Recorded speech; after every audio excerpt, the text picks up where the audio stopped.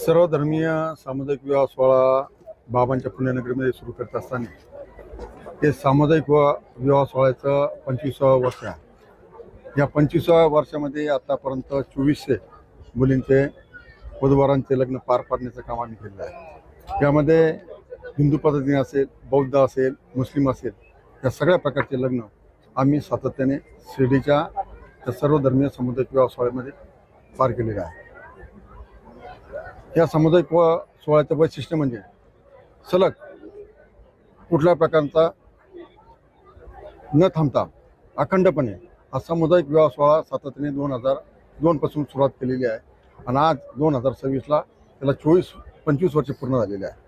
या 25 वर्षामध्ये जे सुरुवातीला 2002 मध्ये सर्वधर्मीय सामुदायिक विवाह सोहळ्यामध्ये जे सुरुवातीला लग्न केले होते 2002, 2003, 2004ला त्या वधूवरांच्या मुलांनी